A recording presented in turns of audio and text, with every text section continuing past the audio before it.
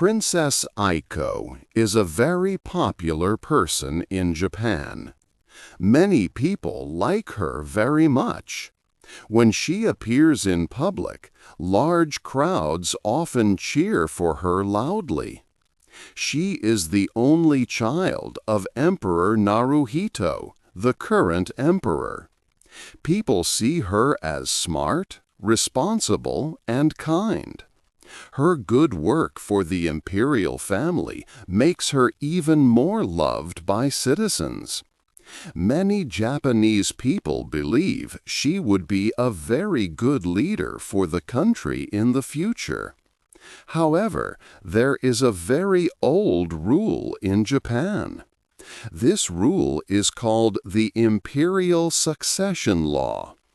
This law says that only men can become the Emperor of Japan. This means that Princess Aiko, even though she is the Emperor's first child and is very popular, cannot become the Empress. The law stops her from taking the chrysanthemum throne simply because she is a woman. This male-only rule has been in place for a long time. The government of Japan does not want to change this old rule. Many conservative politicians believe this male-only tradition is a very important part of Japan's long history and national identity. For example, Prime Minister Sanae Takaichi and other government leaders want to keep this tradition exactly as it is. They do not agree with changing the law to allow a female empress like Princess Aiko to rule. This situation creates a big problem and a strong disagreement in Japan. Public opinion polls show that most people in Japan want to change the law so Princess Aiko can become empress. They believe it is important for the future of the royal family and for women's roles in society. But the government holds a different view and resists this change. This creates a clear conflict between what the people want and what the government is willing to do. This story will explain this important discussion in Japan. It is a big debate for the future of Japan's imperial family, the oldest monarchy in the world. It is also about the future of the country itself. Japan must decide if it will follow old traditions strictly or make new choices to save its imperial family and adapt to a changing world. This is a very big question for everyone in Japan today. 2. A very popular princess. Princess Aiko works very hard for her country and the imperial family. Since she finished university in 2024, she has taken on many important duties. She has grown into her public role with great care. She is a young woman who is truly involved in her royal duties. When Princess Aiko goes out in public, people are always very happy to see her. Crowds cheer her name loudly, creating a wave of affection. People line the streets to get a glimpse of her. For example, during a state visit to Nagasaki and Okinawa in 2025, many people came out just to greet her. Observers say her popularity is special, almost like a pop star's. Many people admire her a lot. Princess Aiko also does very important work for her country. She went to Ishikawa Prefecture in May 2025. There, she saw how people were recovering after a big earthquake. This was her first time visiting a disaster area on her own. She also attended big dinners and events for important visitors from other countries. In 2025, she traveled to Laos for her first official mission outside Japan. She also hosted other international royals who came for the World Exposition in Osaka. She helps the Emperor and Empress with their many duties. She also began working with the Japan Red Cross in April 2024, helping with important humanitarian efforts. The Imperial Household Agency, which manages the royal family, has stated that Princess Aiko fulfills all her official duties with great dedication. She is known to be very smart and responsible. She is also careful with what she says in public. When people ask her about the future of the royal family, she avoids giving her personal opinion. Instead, she shows that she knows about the important situation facing the imperial family, but she always stays respectful of traditions and rules. This careful and thoughtful way of acting makes people respect her even more. Her strong public image and hard work show that many people in Japan see her as a very good leader for the future. Her commitment and kindness make her loved by many citizens. They believe she has the right qualities to lead Japan, showing her great potential. 3. A big problem for the family. The imperial family of Japan faces a very big problem. It is getting smaller and smaller. 30 years ago, there were many family members. Now, there are only 16 people in the family. All of them are adults. This means there are not many young people to continue the family line. This situation is important for who will be the next emperor. Emperor Naruhito is the current emperor. He has a brother, Crown Prince Akishino, who is 60 years old. Akishino's son, Prince Hisahito, is the next in line after his father. Prince Hisahito is 19 years old. He is the first young man to become an adult in the imperial family in 4 decades. After these two, the next in line is Prince Hitachi, who is 90 years old. So the future of the imperial family mainly depends on Prince Hisahito. He is very young, but there is a lot of pressure on him. People expect him to marry and have a son in the future. This son would then become the next emperor after him. Experts who study the imperial system say this is a very risky situation. Professor Hideo Kawanishi from Nagoya University says the situation is critical. He means it is very serious. He explains that if the law does not change, the whole future depends on Prince Hisahito and his ability to have a male child. He also thinks about the big pressure on any young woman who would marry him. She would face immense expectations to give birth to a son for the imperial family. Another expert, Shingo Haketa, who used to lead the Imperial Household Agency, also spoke about this.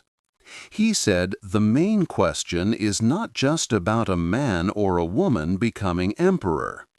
He believes the real question is how to keep the monarchy alive. The family needs more members, or it might disappear in time. This big problem for the family makes the future of the monarchy uncertain. 4. The rules from the past. The rule that only men can become emperor in Japan seems very old to many people. However, this idea is not as ancient as some might think. For a long time in Japan's history, there was no such male-only rule. History clearly shows that Japan actually had 8 female emperors. These women were strong and important rulers for the nation. They led the country with full power and authority, just like male emperors did. One well-known example is Empress Suiko. She ruled many centuries ago, from the year 592 to 628. During her reign, Japan saw a golden age, with much growth in Buddhist religion and the building of many temples. Another important female ruler was Empress Kogyoku, who later ruled again as Empress Saimei in the 7th century.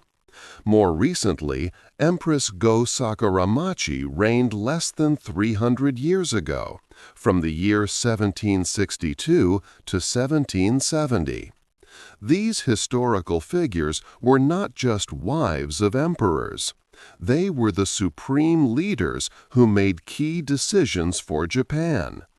Often, a woman would become empress as a practical way to solve problems with who would rule next.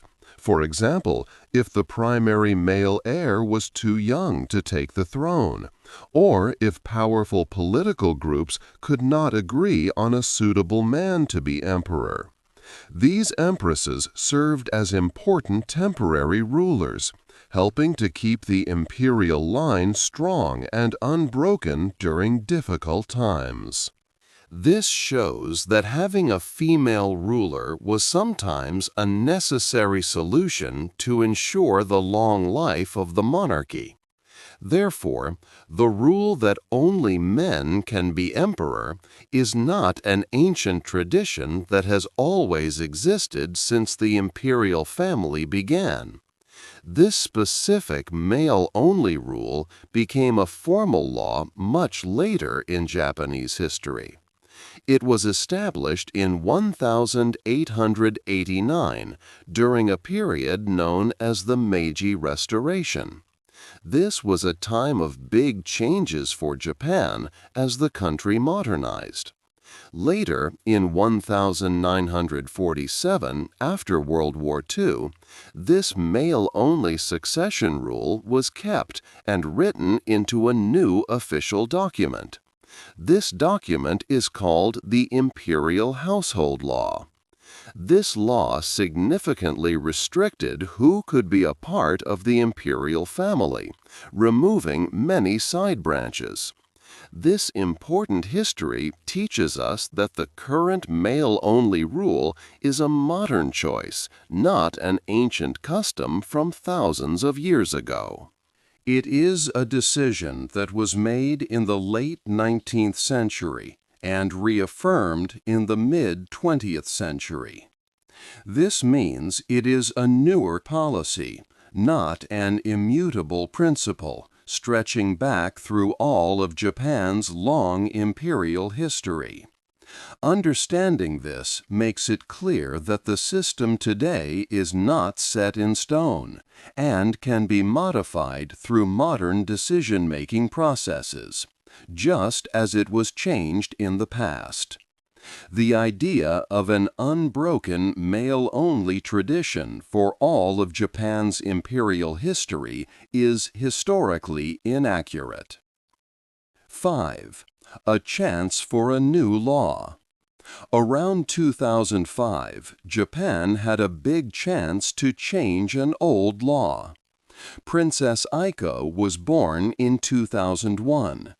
For many years, no male child was born into the imperial family. Because of this, many people thought it was time to let a woman become empress. The government at that time, led by Prime Minister Junichiro Koizumi, started to look into changing the law. They created a group of experts to study the idea. Public support for a female empress was very high then, reaching almost 90% in early 2005. It looked like a new law would soon be made. But then, things changed very quickly. In September 2006, Princess Aiko's uncle had a son, Prince Hisahito. He was the first boy born into the family in over 40 years. Many conservative people in the government saw this as a special sign. They felt that a male heir had arrived, so there was no need to change the law anymore. After Prince Hisahito's birth, the plan to allow a female empress was stopped. Public support for changing the law also went down for a while. For nearly 20 years, the talk about changing the law was quiet. But now, in the year 2025, the issue is important again. Princess Aiko has grown up and does many important duties for the country. People like her very much. Also, Prince Hisahito is now 19 years old, and he is the only young male heir. This makes people worry about the future of the imperial family if something happens to him. Today, most Japanese people want the law to change. Recent surveys show that more than 80% of people support having a female empress. Some polls even show support closer to 90%. People across different political groups feel the same way. However, the government is moving very slowly. Even with so much public support, there are no clear plans to make a new law right now. The government has talked about it, but nothing concrete has happened. The situation is still waiting for a decision. 6. The people want a new law. Many people in Japan grew tired of waiting for the government to change the old law. They saw that the problem of who would rule next was not going away. So, ordinary citizens decided to take action themselves. They believed that their voices needed to be heard loudly and clearly. They were frustrated by the slow pace of government action, despite what many citizens wanted. These citizens started using social media to ask for a new law. They shared their thoughts on platforms like YouTube and others, trying to reach many people. They talked about why the imperial family needed a female empress. One activist, Ikuko Yamazaki, is 62 years old and very active. She uses these online spaces to campaign. She argues that the first child of the emperor, whether a boy or a girl, should be able to become the next ruler. Ms. Yamazaki believes that the current law shows how Japan thinks about women's roles. She says that if a woman can become empress, it would greatly help the status of all women in Japan. It would show that women are strong leaders and can hold important positions. Many other activists agree with her. They think it's time for Japan to have a law that matches modern ideas about equality and fairness. Beyond social media, these people also organize events. They hand out leaflets in public places, giving information to passers-by. They hold discussions and small meetings to explain the need for change. They want to teach everyone about the current problem in the imperial family, and why a new law is important. Their goal is to build more support across the country for this change. These groups of citizens are not trying to end the monarchy. Instead, they want to make sure it continues. They worry that if the law does not change, the imperial family might face bigger problems in the future because there are so few male heirs. They believe that allowing a female empress would make the imperial family stronger and help it last for a very long time. They remember that Japan has had female empresses in the past, so for them, changing the law is not breaking tradition. It is bringing back an older tradition that allowed capable women to lead. They are pushing the government to listen to the will of the people and make this important change now. Their message is clear.